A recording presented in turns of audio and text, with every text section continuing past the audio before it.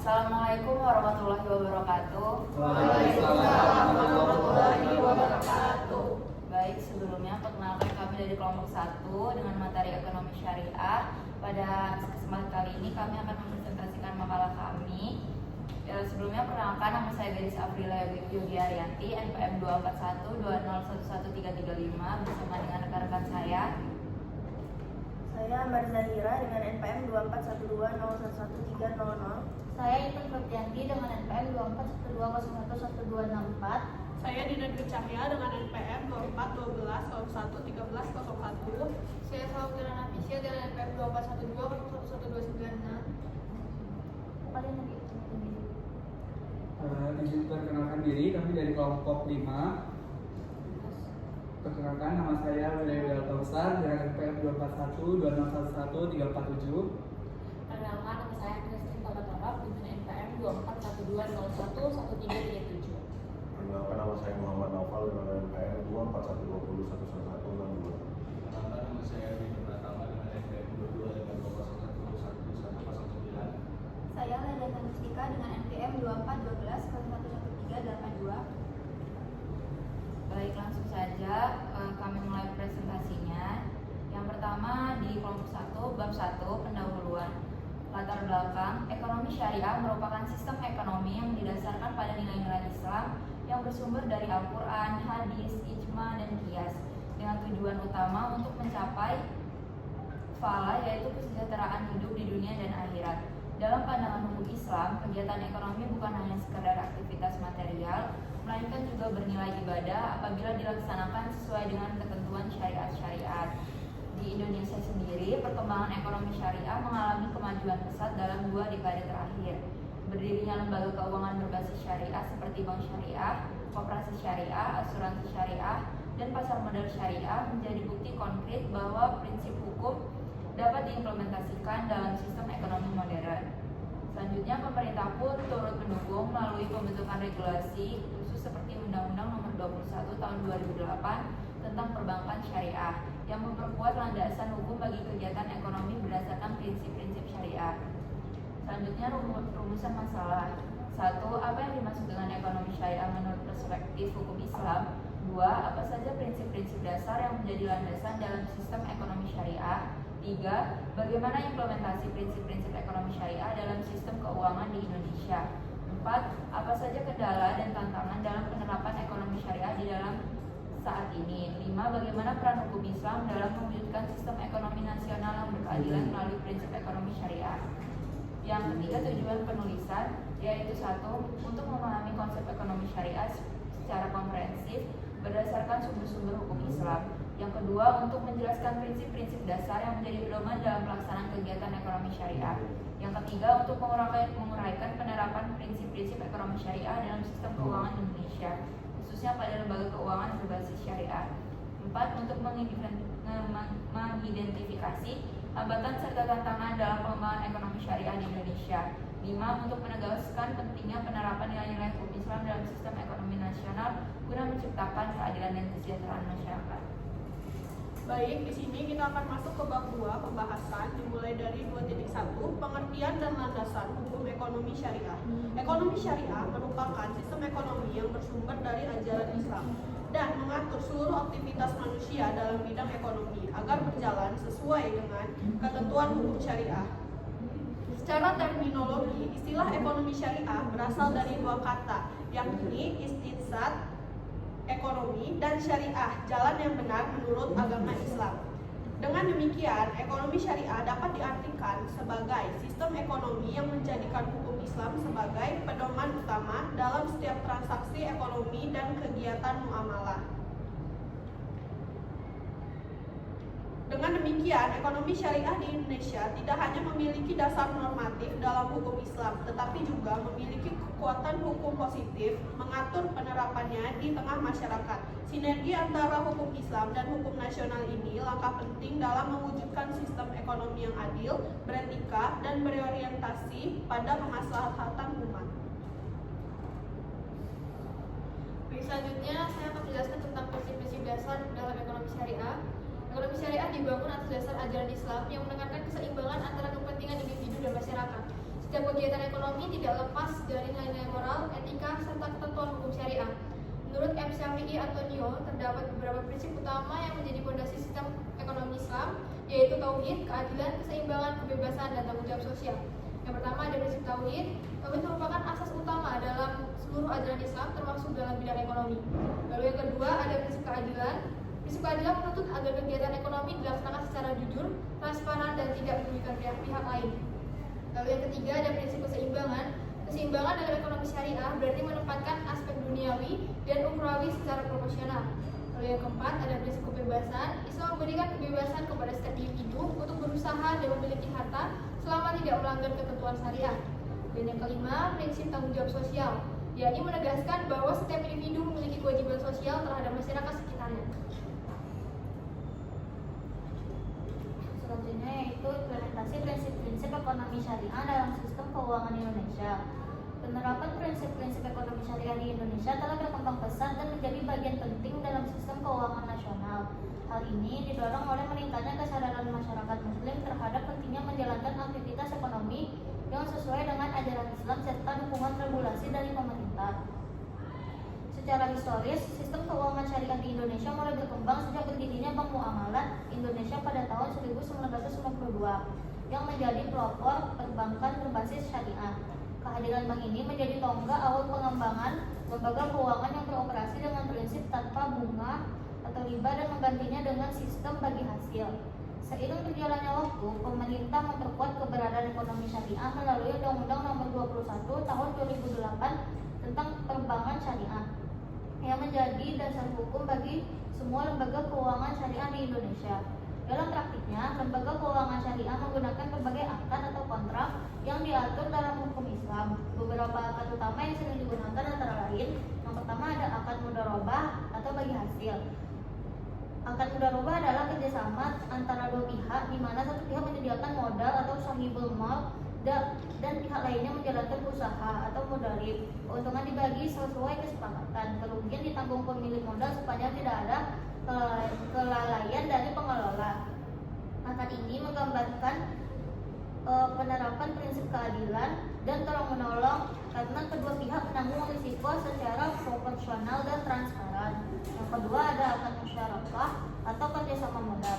Akad musyarakah adalah bentuk kerjasama di mana dua atau lebih pihak menggabungkan modal untuk menjalankan suatu usaha dan hasilnya dibagi berdasarkan kesepakatan.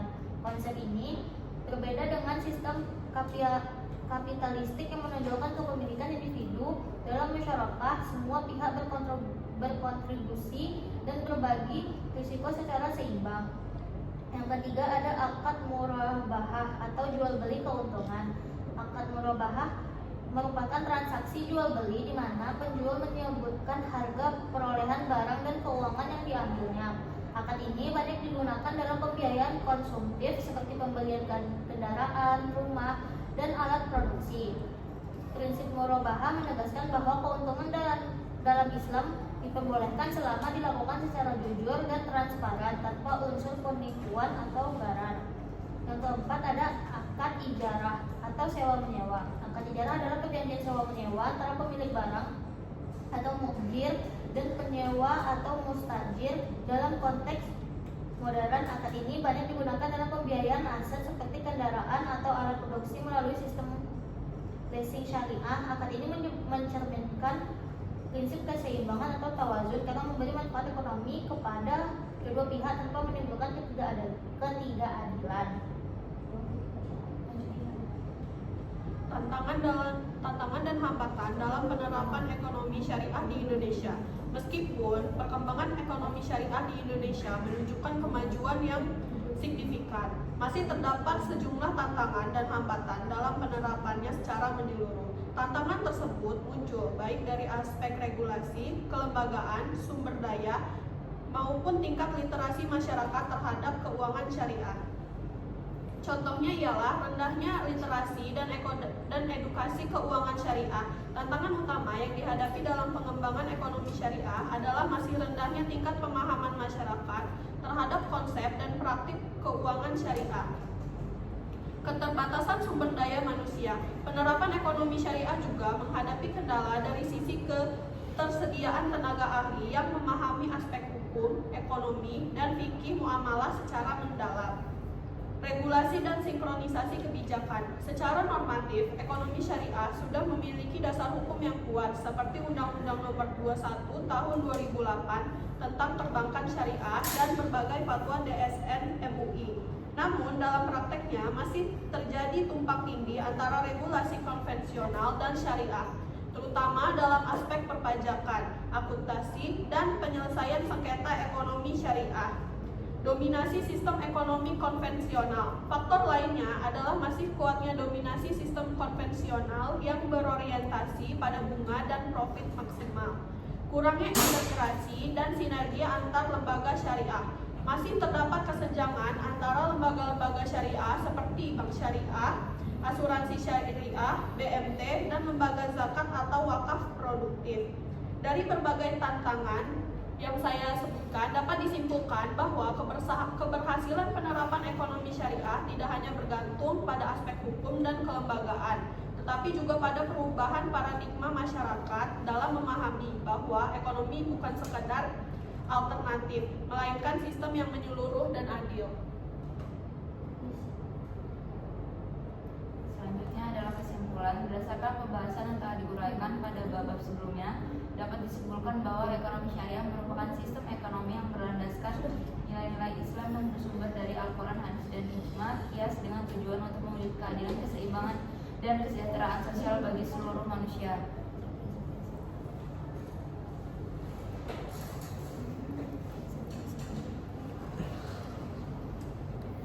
Prinsip-prinsip dasar ekonomi syariah yaitu tauhid, keadilan, keseimbangan, kebebasan, dan tanggung jawab sosial menjadi landasan moral dan hukum dalam setiap kegiatan ekonomi. Prinsip-prinsip ini membentuk kerangka sistem ekonomi yang tidak hanya mengejar keuntungan materi, tetapi juga berorientasi pada kemaslahatan bersama.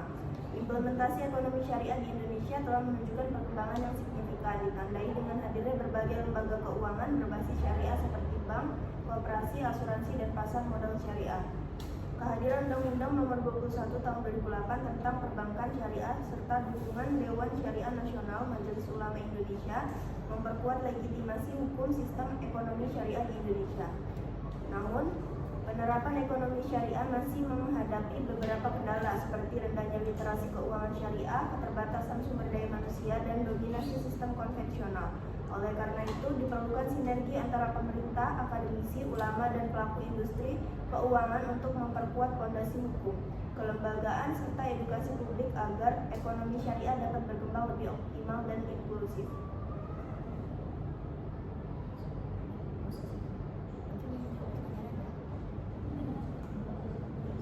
Baik, selanjutnya ada satu pertanyaan. Silakan jika ingin ada yang ditanyakan.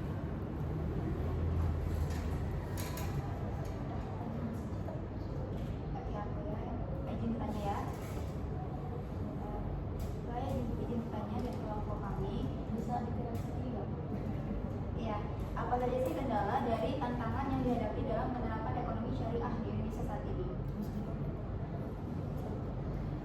Baik, saya izin menjawab. Penerapan prinsip-prinsip dasar ekonomi syariah khususnya keadilan dan keseimbangan memiliki peran penting dalam meningkatkan kualitas sistem keuangan di Indonesia. Melalui prinsip keadilan, setiap transaksi ekonomi wajib dilakukan secara transparan, jujur, dan tidak merugikan pihak manapun. Larangan terhadap praktik riba, gharar, dan maisir menjadikan transaksi syariah lebih aman dan berorientasi pada kesepakatan yang saling menguntungkan, sehingga menciptakan stabilitas ekonomi dan mengurangi risiko penyimpangan. Sementara itu, prinsip keseimbangan menekankan distribusi kekayaan yang merata melalui instrumen zakat, infak, dan wakaf, sehingga mampu mengurangi kesenjangan sosial dan memperkuat perekonomian masyarakat kecil. Dengan penerapan dua prinsip tersebut, sistem keuangan Indonesia menjadi lebih berkeadilan, berkelanjutan, serta berorientasi pada kemaslahatan, bukan semata keuntungan materi. Baik, sekian terima kasih dari kelompok kami. Selanjutnya adalah dari kelompok 5.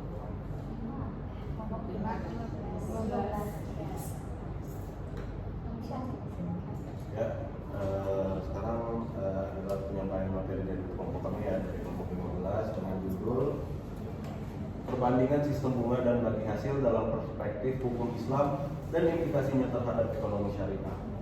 Jadi pada latar belakangnya itu dalam perkembangan ekonomi modern, sistem pembiayaan berperan penting untuk mendukung aktivitas ekonomi. Perbankan konvensional umumnya menggunakan bunga sebagai mekanisme keuntungan atas pinjaman. Namun dalam hukum Islam, bunga atau riba dianggap tidak sesuai prinsip keadilan karena dapat menimbulkan ketimpangan dan eksploitasi. Sebagai solusinya, ekonomi syariah menawarkan sistem bagi hasil melalui akad seperti mudharabah dan musyarakah yang menekankan kerjasama, keadilan, dan pembagian risiko. Dengan berkembangnya lembaga keuangan syariah di Indonesia, penting untuk memahami perbedaan kedua sistem tersebut serta penerapannya dalam praktik ekonomi modern. Jadi langsung masuk ke rumusan masalahnya ya. Rumusan masalah di sini ada 3, yaitu yang pertama adalah bagaimana perbedaan mendasar antara sistem bunga dalam perbankan konvensional dan sistem bagi hasil dalam perspektif hukum Islam. Rumusan masalah yang kedua adalah bagaimana implikasi penerapan sistem bunga dan bagi hasil terhadap perkembangan ekonomi syariah di Indonesia. Rumusan masalah yang ketiga, apa tantangan dan risiko operasional yang dihadapi bank syariah dalam menerapkan sistem bagi hasil serta strategi apa yang dapat dilakukan untuk mengatasinya.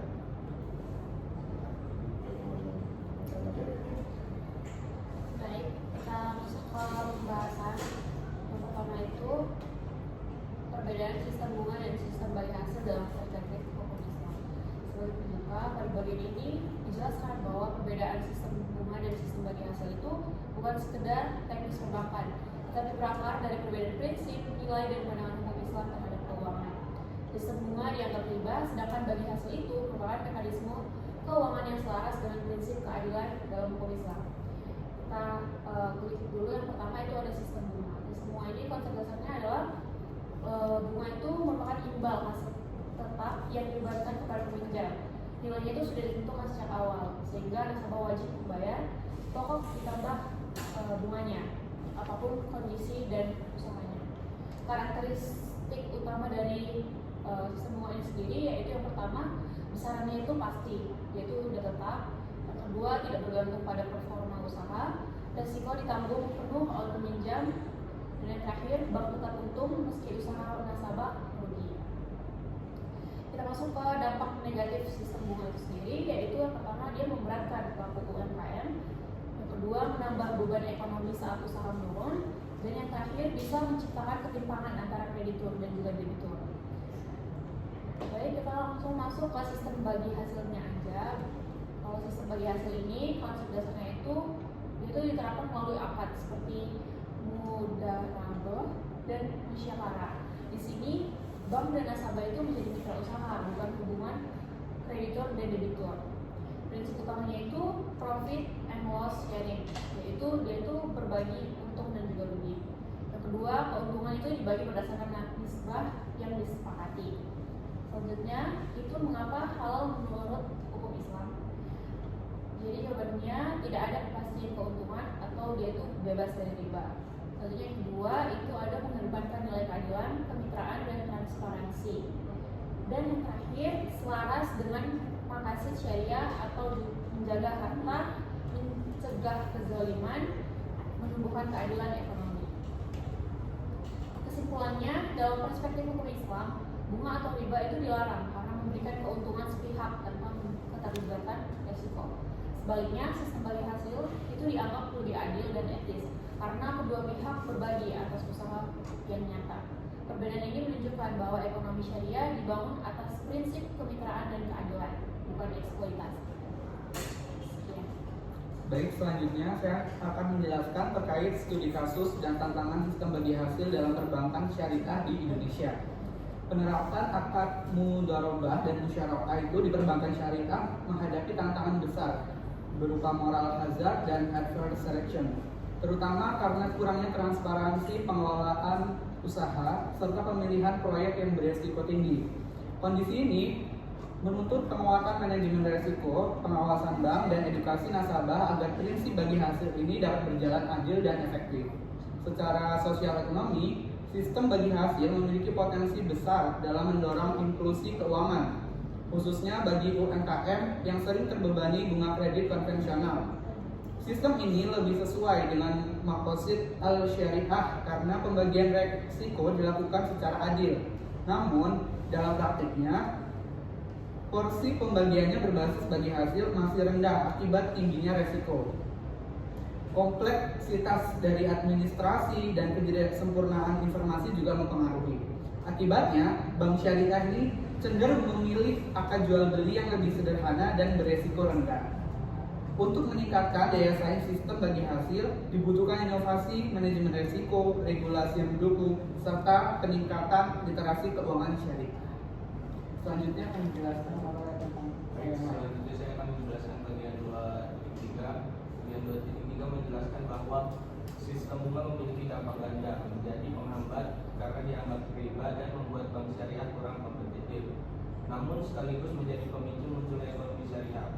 Sistem bagi hasil dianggap lebih adil dan sesuai maqasid syariah, tetapi implementasinya masih terbatas karena risiko tinggi, moral hazard, dan kompleksitas manajemen. Meskipun begitu, sistem bagi hasil dapat meningkatkan stabilitas ekonomi dan mendukung sektor real. Saat ini, ekonomi syariah di Indonesia masih berada dalam fase konsistensi dengan sistem bunga, dan keberhasilannya sangat bergantung pada regulasi, literasi, inovasi, serta penguatan tata kelola syariah. Selanjutnya. Dari pembahasan tersebut dapat disimpulkan bahwa sistem bunga dalam perbankan konvensional dianggap bertentangan dengan hukum Islam karena mengandung riba, yakni keuntungan pasti tanpa risiko yang menimbulkan ketidakadilan. Sebaliknya, sistem bagi hasil berbasis akad mudharabah dan musyarakah menerapkan prinsip kemitraan dengan pembagian risiko dan keuntungan secara adil sesuai dengan maqasid syariah. Meskipun sistem bunga masih dominan di Indonesia, sistem bagi hasil menjadi landasan utama ekonomi syariah dan berupaya memperkuat kepercayaan masyarakat. Tantangan utama sistem bagi hasil adalah resiko manajerial dan kompleksitas operasional, sehingga pangsa pasar produk ini masih kecil. Ekonomi syariah di Indonesia koeksis dengan sistem bunga dan perlu dukungan regulasi, edukasi, serta inovasi agar sistem bagi hasil berkembang dan memberi kontribusi optimal bagi pertumbuhan ekonomi berkeadilan. Sekian. Baik, itu tadi presentasi dari kelompok kami. Bagi kelompok 1, apakah ingin mengajukan pertanyaan? Sebelumnya izin bertanya, mengapa literasi keuangan syariah di Indonesia masih rendah meskipun mayoritas penduduk beragama Islam?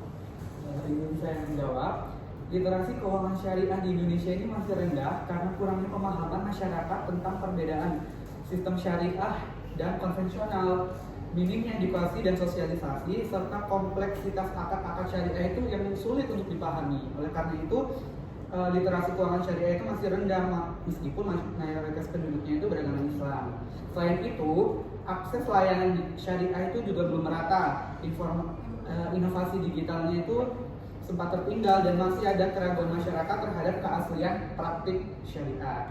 Semua faktor ini membuat masyarakat belum tertarik mempelajari keuangan syariah secara lebih mendalam dan mereka lebih memilih keuangan konvensional. Terima kasih. Cukup. Ya, itu tadi presentasi dari kedua kelompok kami yang sudah berakhir. Sekian, terima kasih dari kelompok 1 dan kelompok 15. Wassalamualaikum warahmatullahi wabarakatuh.